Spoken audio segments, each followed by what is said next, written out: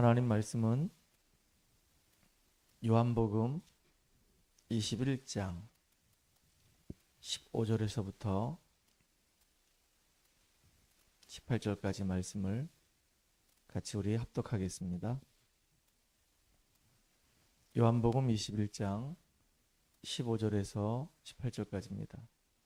그들이 조밥 먹은 후에 예수께서 시몬 베드로에게 이르시되 요한의 아들 시몬아 네가 이 사람들보다 나를 더 사랑하느냐 하시니 이르되 주님 그러하나이다. 내가 주님을 사랑하는 줄 주께서 아시나이다. 이르시되 내 양을 먹이라 하시고 또 두 번째 이르시되 요한의 아들 시몬아 네가 나를 사랑하느냐 하시니 이르되 주님 그러하나이다. 내가 주님을 사랑하는 줄 주님께서 아시나이다. 이르시되 내 양을 치라 하시고 세 번째 이르시되 요한의 아들 시몬아 네가 나를 사랑하느냐 하시니 주께서 세 번째 네가 나를 사랑하느냐 하심으로 베드로가 근심하여 이르되 주님 모든 것을 아시오매 내가 주님을 사랑하는 줄을 주님께서 아시나이다. 예수께서 이르시되 내 양을 먹이라. 내가 진실로 진실로 내게 이르노니 내가 젊어서는 스스로 띠띠고 원하는 곳으로 다녔거니와 늙어서는 네 팔을 벌리리니 남이 내게 띠띠우고 원하지 아니하는 곳으로 데려가리라. 아멘. 오늘은 하나님의 망대를 세우라 차세대라고 하는 제목으로 같이 말씀을 나누도록 하겠습니다. 오늘 본문을 보게 되면 부활하신 예수님께서 베드로를 찾아가십니다. 그 베드로에게 질문을 던집니다. 네가 나를 사랑하느냐? 그때 베드로가 주님 내가 주님을 사랑하는데 내가 주님을 사랑하는 것을 주님께서 아시나이다 라고 얘기해요. 그때 한 번 더 예수님이 베드로에게 질문합니다. 네가 정말로 나를 사랑하느냐? 그럴 때 베드로가 주님 내가 주님을 사랑하는 줄 주께서 아시나이다. 그럴 때 첫 번째도 내 양을 먹여라. 두 번째도 내 양을 치라 라고 얘기합니다. 그리고 세 번째 또 질문합니다. 진짜 네가 나를 사랑하느냐? 이때 베드로가 예수님이 자꾸 질문을 하니까 그것도 다른 질문하는 게 아니라 정말로 주님을 사랑하느냐? 라고 하는 이 질문을 세 번씩이나 하시니까 베드로가 정말로 근심이 되는 겁니다. 그 질문 앞에 마음이 무거워지는 겁니다. 그래서 베드로가 아주 진실하게 진지하게 내가 주님을 사랑하는 줄 주님께서 아시나이다 라고 얘기할 때 주님께서 마지막으로 내 양을 치라, 내 양을 먹이라 라고 말씀하십니다. 이렇게 세 번이나 질문한 이유가 왜 세 번이나 질문하셨을까? 그런 생각을 좀 하게 됐습니다. 예전에 예수님이 산헤드린 공회에서 그 세 번 이렇게 신문을 당하실 때 베드로가 예수님을 세 번 부인합니다. 그것도 계집 여정이 와가지고 아무 신미 없는 여자가 와서 너도 저 예수하고 함께 있었지라고 얘기할 때 나 예수를 모른다라고 부인하고 심지어 저주하고 맹세까지 하고 베드로가 도망가는 그런 장면이 나오거든요. 그래서 예수님은 이 베드로를 책망하거나 베드로를 혼내지 않고 베드로에게 정말로 진짜 네 중심 속에 있는 게 뭐냐? 너 그때 나를 부인하고 저주하고 맹세할 때 그게 네 본심이 아니지 않았냐? 상황이 너무 이렇게 무섭다 보니까 어쩔 수 없이 네가 변명 아닌 변명처럼 그렇게 한 거 아니냐? 근데 이제는 너도 이제 결단할 때가 왔다. 그런 위기가 오거나 그런 위험이 왔을 때도 복음 때문에 너는 생명 걸 수 있는 사람이냐? 라고 물어보는 겁니다. 네가 정말로 나를 사랑한다고 한다면 젊어서는 네가 네 스스로 띠를 띠고 네 마음대로 막 돌아다녔지만은 늙어서는 네가 이제 네 스스로 띠를 띨 수가 없고 양팔을 다 벌릴 것인데 다시 말하면 네가 복음 때문에 순교할 것인데 그때는 다른 사람들이 너를 띠를 띨 것이다. 참 의미가 있는 말입니다. 어린 양을 먹여라.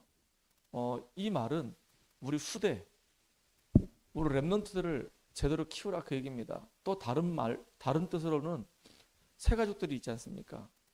나이는 많아도 이제 막 신앙생활하는 사람들은 새 가족들은 어린 양이거든요.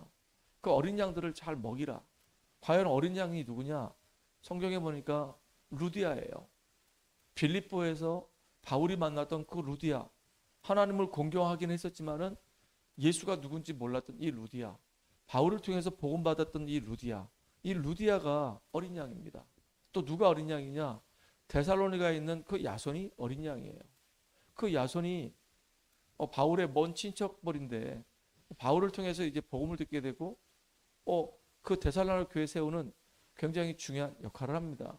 또 누가 어린 양이냐? 디모데가 어린 양입니다. 바울이 1차 이제 전도여행 할 때 루스드라에서 만났던 나이 어린 그 꼬마가 어린 양이에요. 그 아이가 아주 총기가 있어가지고 복음을 전해주는데 아주 눈이 반짝반짝하는 겁니다. 그 아이로 인해 가지고 복음 전한다는 이유 때문에 깡패들한테 잡혀가지고 돌 맞아 죽었는데 죽은 줄 알고 이제 성 밖에 내 던졌는데 그 다음날 다시 일어나서 그 디모데한테 들어가는 겁니다.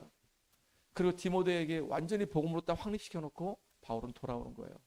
이렇게 어린 양을 키우는 이 일에 생을 걸어라 그 얘기입니다. 복음 때문에 돌 맞아 죽었다가 다시 들어가서 그 사람을 확립하는 그 응답을 누리라 그 얘기입니다. 그래서 우리 어린 양들, 우리 렘넌트들, 우리 새가족들에게 당연한 거, 필요한 거, 절대적인 거 꼭 알려주라 그 얘기입니다. 당연한 게 뭘까요? 이 땅이 왜 망하냐 이겁니다. 이 땅에 왜 많은 사람들이 고통당하냐 이거예요. 무엇 때문에 고통당하는지 그 원인을 말해주라 그 얘기입니다. 많은 사람들은 돈이 없기 때문에 못 배웠기 때문에 지금 상황이 너무 어렵게 됐기 때문에 그래서 정말로 어려움 당한다라고 생각한단 말이에요. 근데 성경에서는 그렇게 이야기 안 하고 있거든요. 왜 우리 인간이 어려움 당할 수밖에 없는가?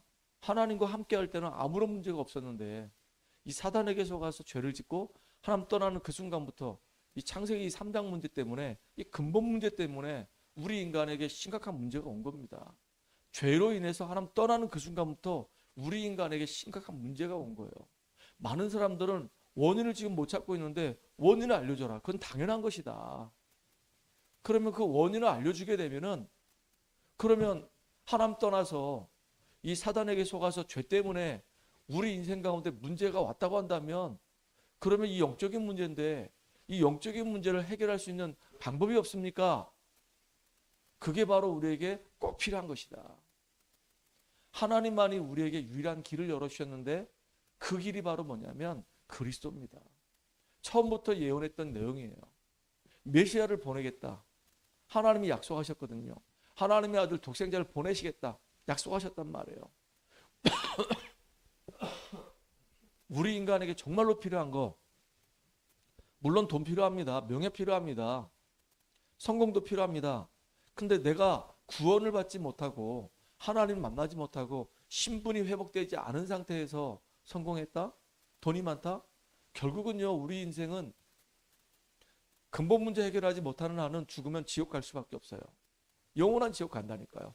정말로 우리에게 꼭 필요한 건 다른 게 아니라 복음이 필요합니다.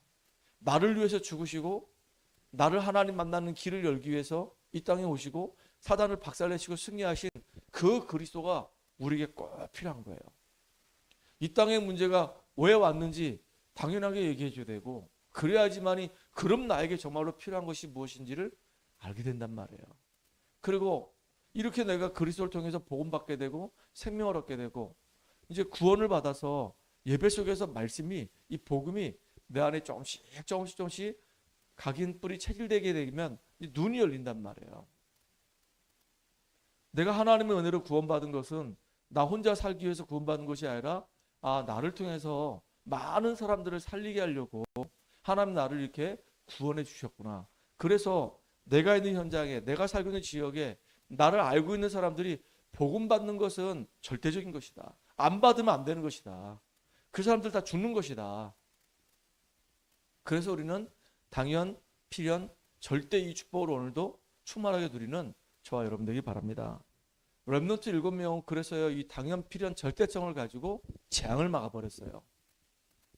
요셉도 모세도 애굽 땅에 내리는 그 재앙을 이스라엘 민족들에게 다가오는 그 저주를 완전히 해결했다는 얘기예요.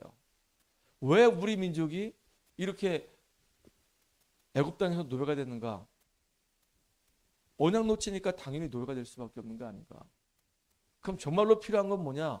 하나님이 희생제사 드리라고 한다. 왜? 거기서 빠져나와서 가나안 땅 가야 되니까. 절대는 뭐냐? 어떤 어려움이 와도 어떤 문제가 와도 우리는 가나안 땅 들어가서 그 땅을 정복하는 것이다. 이게요 너무너무너무 중요한 겁니다. 그러니까 렘넌트 7명이 전부 다 이 당연, 필연, 절대 이거를 가지고 재앙을 막았다니까요. 그리고 보세요. 이 바울 같은 경우도 이 땅에 재앙이 오는 이유를 가만히 보니까 다 무속, 점술, 이 우상 이게요 소리 없이 계속 현장에 흑암 문화를 만들어버리는 겁니다. 저 문화를 박살내는 것은 당연한 것이다. 그리고 저 문화 속에 빠져서 죽어가는 사람에게 복음이 필요한 것이다. 나는 정말로 이 일 때문에 나는 생을 걸 것이다. 나는 로마도 보아야 하리라. 이 시대 최고의 강대국 저 로마가 전 세계 흑암 문화를 계속 퍼뜨리고 있기 때문에 나는 저 로마의 황제 저 가이사 앞에 가서 당당하게 나는 복음 증거할 것이다. 이게 바울의 절대성이란 말이에요. 이 응답을 가지고 시대를 변화시키는 응답의 주역으로 쓰임 받았습니다. 그래서 우리가 렘넌트 7명처럼 이 바울처럼 우리에게 주어진 이 현장에서 우리가 할 일은 뭐냐? 망대를 딱 세우는 겁니다. 내가 그리스도로 충만해지고 그리스도를 내 것으로 만들고 나의 그리스도가 되어져서 이제 현장에서 빛을 비추고 소금의 역할을 감당하는 오늘을 우리가 살아가는 저와 여러분 되기를 주의 이름 축원합니다. 그래서 하나님은 우리를 통해서 많은 사람들이 복음 받기 원하는 거예요. 그러려고 하니까 내가 벌써 복음으로 완전히 딱 무장되고 확립돼야 된단 말이에요. 복음을 내가 누리고 있어야 돼요. 복음 때문에 내가 행복한 사람 돼야 됩니다. 그래야지만이 다른 사람들을 우리가 살려낼 수가 있는 겁니다. 이런 응답을 누리는 오늘 하루 되기를 주의 이름으로 축복합니다. 하나님 감사합니다. 오늘도 우리 자신들이 복음의 망대가 세워짐으로 이제 현장에서 빛을 비추는 당연, 필연, 절대의 삶을 살아가는 우리가 되게 하여 주시옵소서. 이 일을 이룰 수 있도록 하나님이 주의 사자를 먼저 보내주시고 우리를 보호해 주시고 이제 예비된 그 길로 우리를 인도해 가신다고 하셨사오니 그 응답을 우리가 누리는 귀한 날이 되게 하여 주시옵소서. 예수님의 이름으로 감사하며 기도합나이다. 아멘.